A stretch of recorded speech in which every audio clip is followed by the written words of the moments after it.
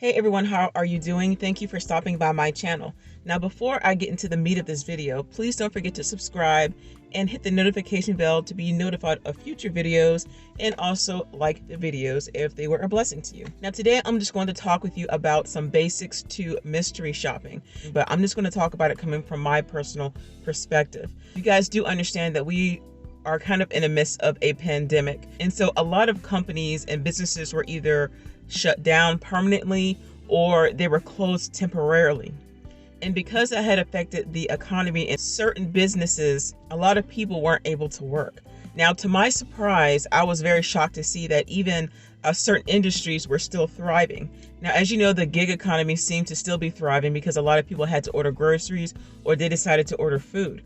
But when it comes to mystery shopping, I think that it can be quite lucrative depending on how often you do it, the types of shops that you do, and also the companies that you sign up with. You have to have a lot of patience with it. But at the same time, it can be quite lucrative if you just stick with it long enough. Now what I'm going to do is just give you some basics to mystery shopping. Now just make sure that you watch this video from the beginning to the end so you can know the ins and outs of the business. Now the first thing is, number one, mystery shopping is for everyone. Mystery shopping is typically for those that are 18 and older. And so there are a lot of people who are senior citizens or are retired, or maybe have certain types of limitations to what they can and can't do with work. And so they choose mystery shopping or auditing and things like that just to be able to make some extra cash. And so I think that's wonderful for those who have some extra time on their hands. And one of the bonuses to mystery shopping and auditing is that it is so diverse. I think sometimes men may want to do it, but they're thinking, oh, you know, it's just for women. That's girl stuff, and that's not true at all. There are lots of men who do mystery shoppings, probably on the low because they don't want anybody to know about it. But there's nothing wrong with that. And the money's out there for everybody. So it is both for women and it's also for men. And especially it's great for those that are retired or maybe even for those that are in college. So it's for everybody. Number two, from what I have seen, mystery shopping is somewhat recession proof. Now, again, I know that usually during a recession, people really aren't buying things. They're not really shopping that much, only shopping for things that are essential. And I probably should have did some screenshots and did a video on this during the time where the pandemic was really high, because there were a lot of mystery shopping grocery store shops that were available on different platforms. And because people were ordering from grocery stores a lot and they were shopping a lot, etc., yeah, a lot of those grocery stores had to be audited, and they also had to be checked to make sure that certain things were in stock. So that could also be a possibility that even if the economy is down, even if things may seem like they aren't working out very well, all around us, these types of jobs are available to those who are looking for some extra work, especially if you are on furlough or if maybe you were laid off. And number three is, mystery shopping is great for those that are in retirement. I'm not really sure how this works for people that are in retirement, because I know that if you are on Social Security, etc., then you are only able to make so much a month. But I have to dig more deep into that. But I do know that there are a lot of people who are 60 plus, 65 plus that are doing mystery shops, and they just do it part-time from time to time, maybe just to earn a little extra cash in their pocket, or maybe just to save for their grandkids or for groceries or whatever it is that they need. So, there's nothing wrong with that. And number four is perfect for stay-at-home moms and dads. A lot of people aren't able to get out that much to do work, or they're not able to work because they have to stay at home with the children, or they have to be at home when the children come home from school because they don't have a babysitter or they can't afford one at that time, or it's just that they may not trust anyone else with their children, so that's just what they choose to do, and that is perfectly understandable. And so this is where mystery shopping comes in, because you can kind of fit that around your schedule. And some mystery shops require that you are not allowed to bring children with you on the shops. And that makes perfect sense. Definitely you don't want to go inside of a store and leave your kids in the car. Like, that is a no-no. But some shops, you can just shop. Of course, you're in there by yourself. But some people have their children with them, and so that's something that the companies kind of don't want you to do. I do know that there are people who do mystery shops, like moms and dads or whatever, that are out there doing shops and do have their kids with them, and the companies may not know about it. So that's between you and your own personal judgment.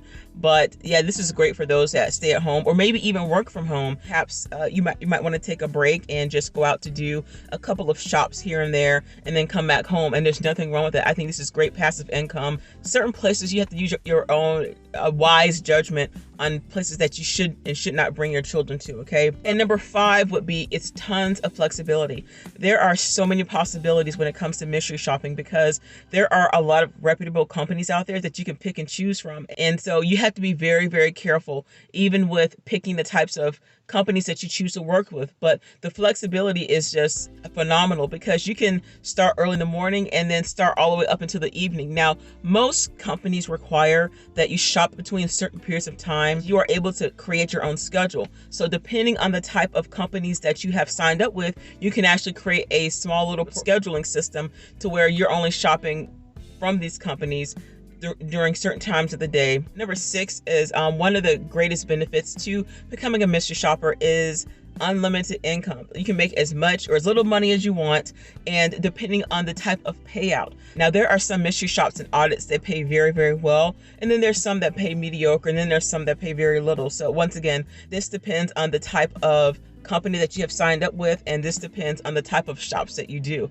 I do know that apartment shops generally pay pretty good depending on the type of company that you're with, but they are very tedious. I had signed up with a company years ago, but I never really did one. I started to do a shop for an apartment complex, but I was like, man, my suggestion is set a goal, how much you want to make per week or per month or per year, and just stick with that and just kind of work around what types of shops that you do. Some of you guys are wondering, okay, so how will I get paid? Payment varies upon the company and also varies upon the shop. Most payments are via direct deposit or by PayPal or maybe even Stripe or Payoneer, but mostly by PayPal or direct deposit.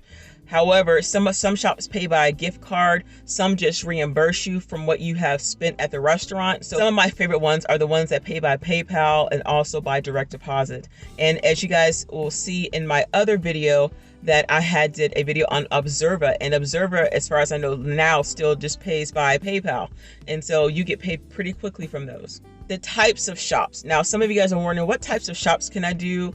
What types of shops are good for me? And some types of shops are like retail, apartment shops, automotive shops, dealership shops, restaurants, food and delivery. And so there are so much more shops and audits that you can do, but you'll have to take a look and see what's available. And in case you are wondering what you will need to become a mystery shopper or work in auditing, an up-to-date mobile phone. This is a key. This is like the main thing that you will need. Some people might be able to do it without a mobile phone, but that's kind of rare. And when I say up-to-date, I'm not talking about an old, like an old track phone or something like that, flip phone. And some people might do it on a flip phone, but you will need your phone, especially in case they have to call you or send you a text message while you are out doing a shop, in case you have an emergency or things like that. And also to be able to take pictures and upload. Some of the mystery shop and auditing companies do have apps.